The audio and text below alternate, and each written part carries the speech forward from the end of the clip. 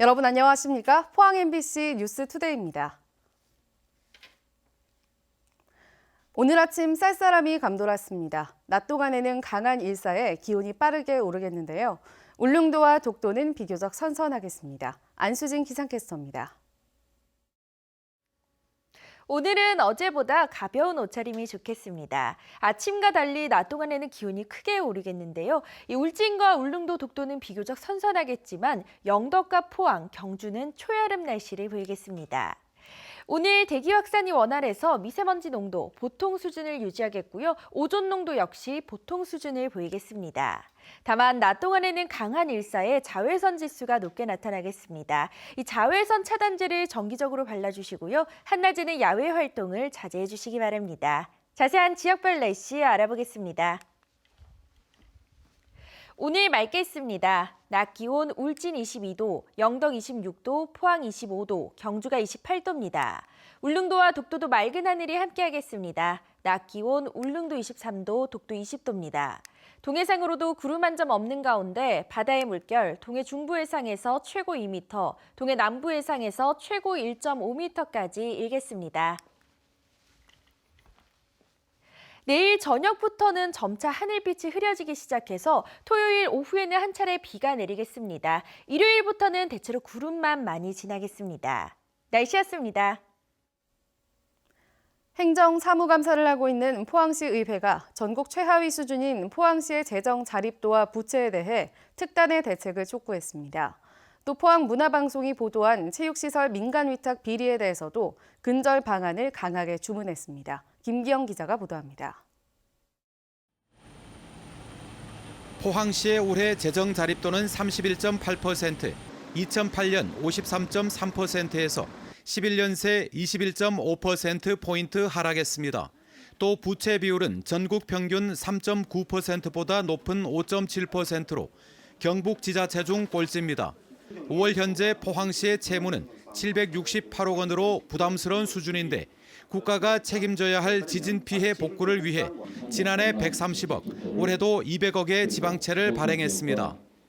제가 이해가 안 돼요. 이 뒤에 내용을 봤을 때 어디에 지진 피해 복구에 이런 지방채 발행이 필요성이 있었는지 지금 지진의 원인도 인재로 밝혀지지 않았습니까? 부실 덩어리 체육행정도 도마에 올랐습니다. 청림과 송도 등 일부 체육시설 운영을 원칙 없이 선심성으로 친목성 단체에 맡겨온 비위가 최근 언론 취재로 드러났는데도 여전히 정사는 허술하기 짝이 없습니다.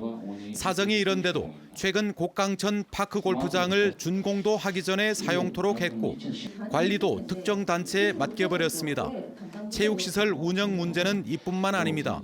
부실공사 논란을 빚은 만인당 개보수를 예산도 세우지 않고 외상공사를 한 겁니다.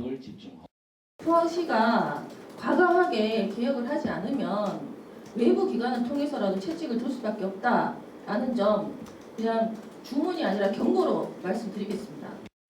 또 포항 테크노파크와 금속소재 산업진흥원, 장학회, 시설관리공단 등 출자 출연 기관장을 퇴직 공무원들이 독식하고 있다며 인사청문회 도입을 요구했습니다. 지금까지 그 분야에 정말 오랫동안 종사했다기보다는 시장의 접근으로서 보험 인사 이런 식으로 이렇게 우리가 비춰지고 있기 때문에 2014년부터 경년제로 개최하던 소규모 축제도 도의원들이 도비를 확보해 오면 원칙을 깨고 매년 개최하면서 행사 질이 떨어지고 예산이 낭비되어 온 문제점도 따졌습니다. 기존에 너무 다소 공연 위주의 그런 축제가 많습니다.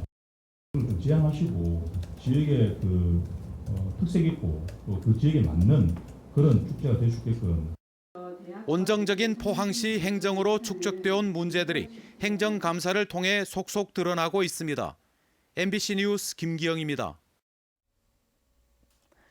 더불어민주당 포항남울릉위원회가 형산로터리 더불어정책연구소에 고 이희호 여사 분향소를 설치했습니다.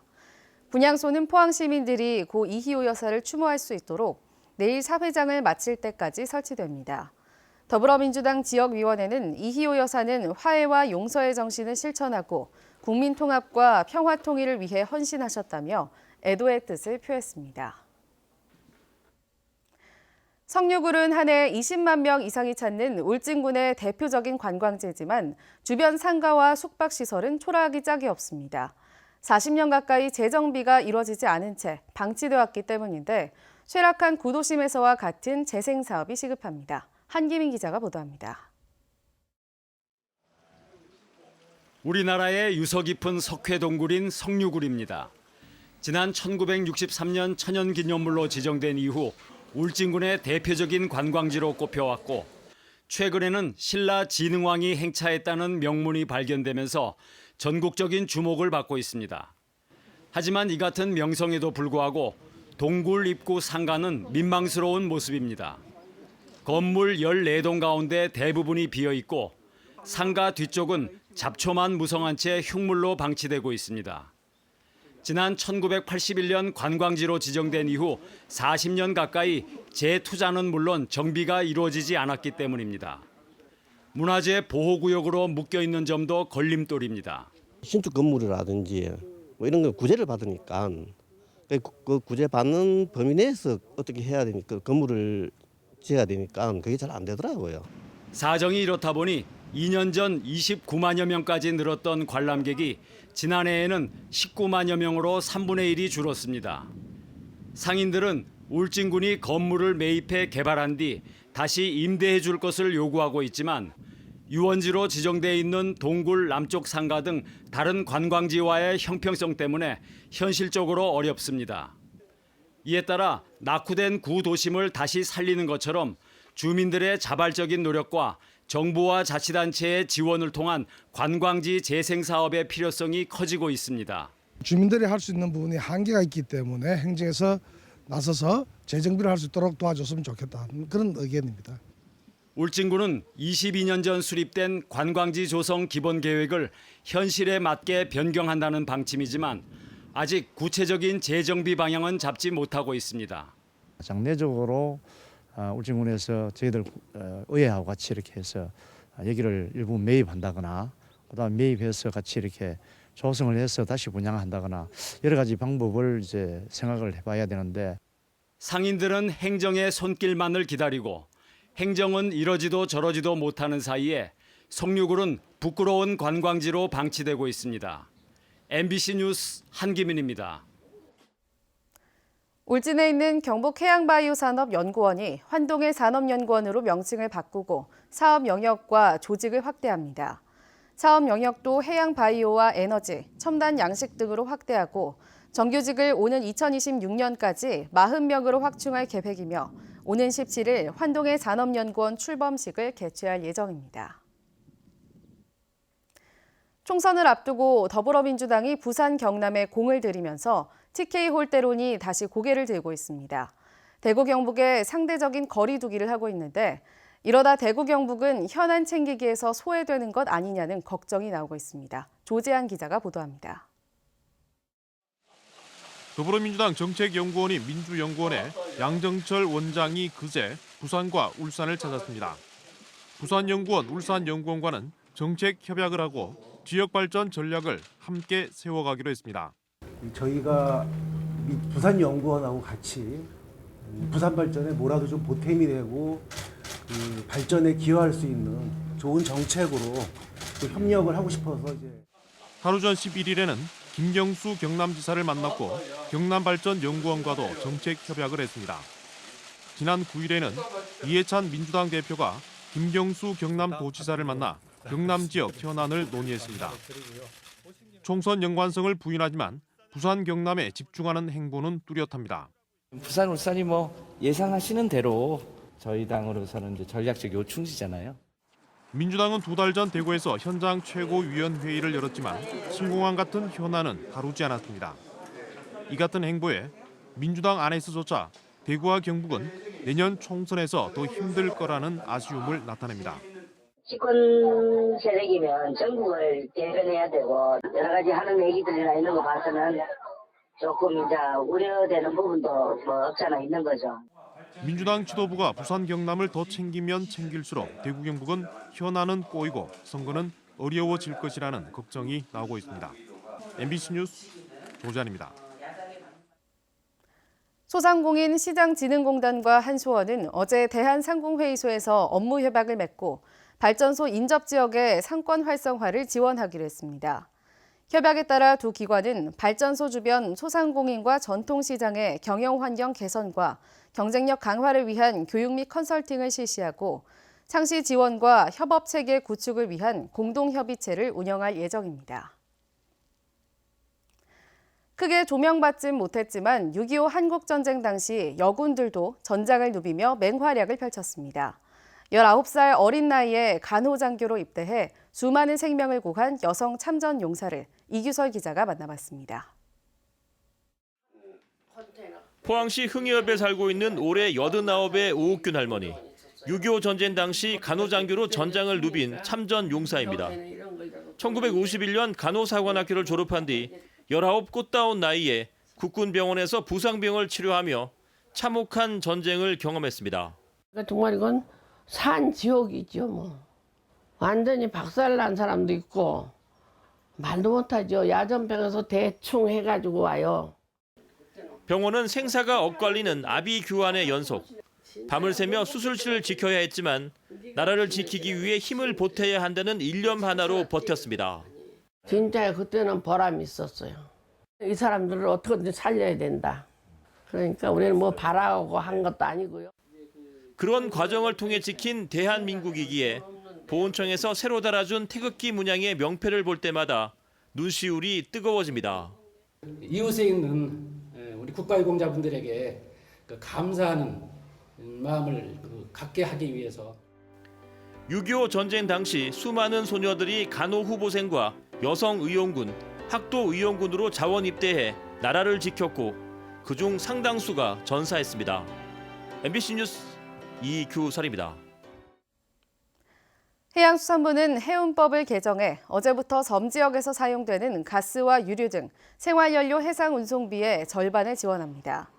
도서 지역 생활연료 해상 운송비는 지금껏 지자체 여건에 따라 차등 지원돼 왔는데 앞으로는 운송비의 50%를 국비로 지원받습니다. 해수부는 신속한 예산 지원을 위해 경상북도 등 8개 지자체에 국비 10억 원을 우선 교부할 계획입니다. 석포제련소의 불법 행위에 대한 안동 MBC의 지속적인 보도에 이어 MBC PD수첩에서도 실태가 적나라하게 보도돼 파장이 커지고 있습니다. 녹색당은 범정부 차원의 진상조사와 영풍에 대한 검찰 수사를 촉구했습니다. 최보규 기자입니다. 폐쇄물 4리터를 채수해 분석한 결과 배출 허용 기준 3ppm의 2배가 넘는 공장 내부에 뚫은 52개의 불법 지하수 관정도 문제가 됐습니다. 지난 7년간 적발된 영풍 석포제련소의 법률 위반은 모두 50여 건. 안동 MBC는 석포제련소의 불법 행위를 계속해서 추적해 왔습니다. MBC PD수첩에서도 그 실태가 적나라하게 드러나면서 파장은 커지고 있습니다.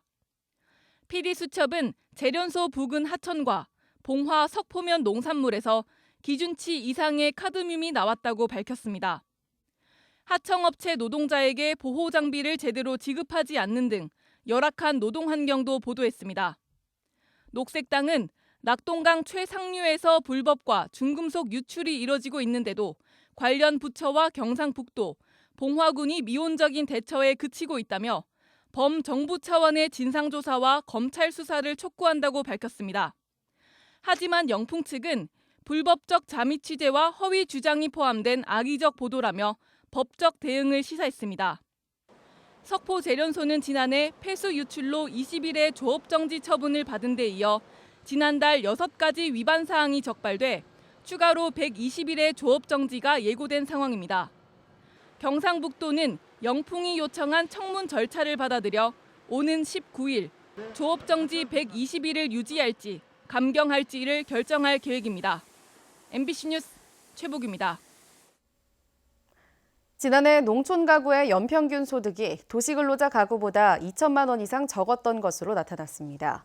국회 입법조사처에 따르면 농가 연평균 소득은 지난해 4,207만 원으로 도시근로자 가구보다 2,275만 원 적습니다. 도시근로자 가구 소득 대비 농가 소득 비율은 2003년 76%였지만 지난해에는 65%에 그쳐 도농 간 소득 격차가 더욱 커진 것으로 조사됐습니다. 최근 몇 년 사이 전국의 마늘 재배 면적이 크게 늘면서 마늘값이 계속 하락세입니다. 일부 지역에선 마늘밭을 갈아엎기까지 했는데 유독 의성 마늘만큼은 꿋꿋하게 제값을 받고 있다고 합니다. 홍석준 기자가 보도합니다. 초여름 땡볕에도 아랑곳 없이 마늘 수확이 한창입니다. 건조장으로 옮겨 보름 이상 말리면 의성 한지 마늘로 거듭납니다.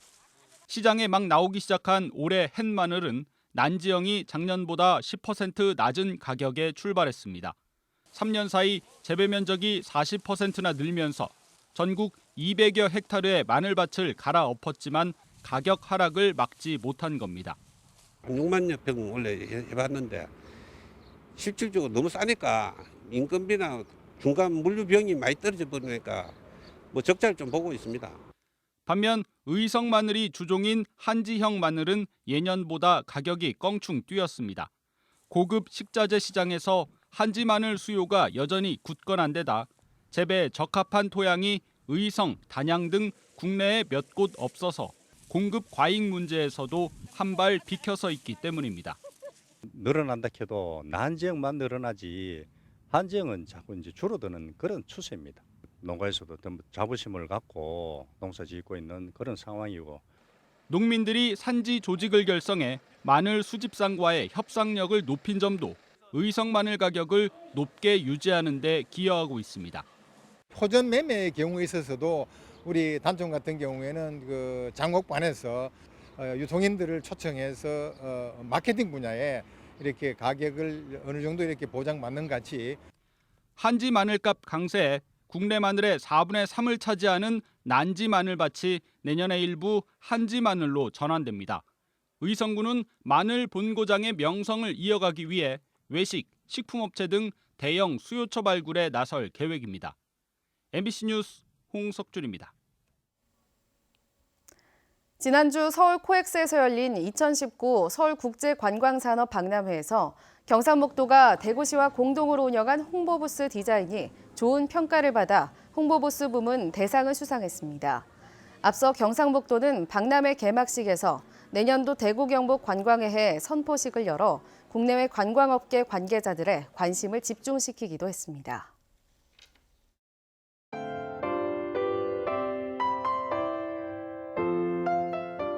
오늘은 어제보다 가벼운 옷차림이 좋겠습니다. 아침과 달리 낮 동안에는 기온이 크게 오르겠는데요. 이 울진과 울릉도, 독도는 비교적 선선하겠지만 영덕과 포항, 경주는 초여름 날씨를 보이겠습니다.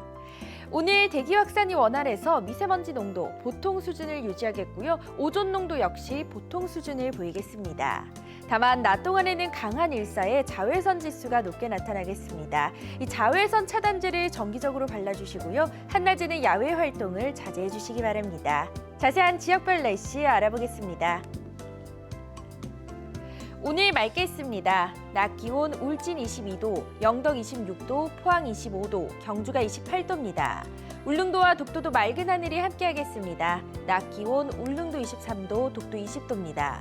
동해상으로도 구름 한 점 없는 가운데 바다의 물결 동해 중부 해상에서 최고 2m, 동해 남부 해상에서 최고 1.5m까지 일겠습니다. 내일 저녁부터는 점차 하늘빛이 흐려지기 시작해서 토요일 오후에는 한 차례 비가 내리겠습니다. 일요일부터는 대체로 구름만 많이 지나겠습니다. 날씨였습니다. 이상으로 포항 MBC 뉴스투데이를 마칩니다. 여러분 고맙습니다.